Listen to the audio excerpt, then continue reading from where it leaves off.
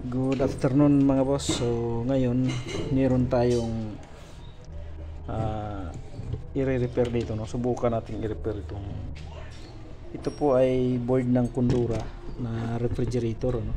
So doon po sa ano natin, ito yung board na pinaload natin. Ayan, no? Kung mapapansin po natin sunog ito. Ayan.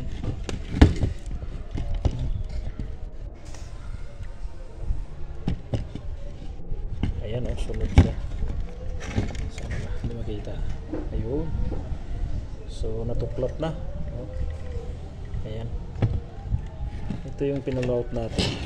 Nasubukan natin na i-repair. Ngayon, isa pa dito, itong kanyang capacitor, maliban sa lumubo na, ayun. Lumubo siya, oh. Talagang pumutok sa ilalim, ayan. So pursado yung refrigerator na yun. Ayan, oh. Ayan. Okay. So yan ang subukan muna natin i-repair kung kakayanin pa po. So sana papansin ko po, maliban dun sa ano, di pumutok din yung fuse. Ayan. Ayan. Wala siya. Oh. Ayan po. Oh, wala siya.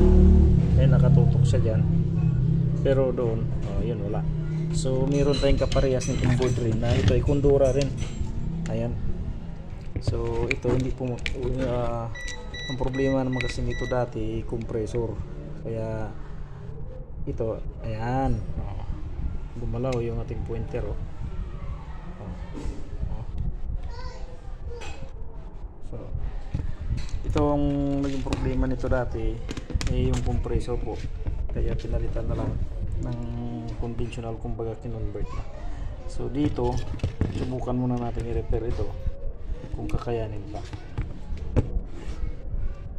Subukan natin itong palitan, at kung pag tinanggal natin ito, kung wala na siyang shorted, so pwede pa siyang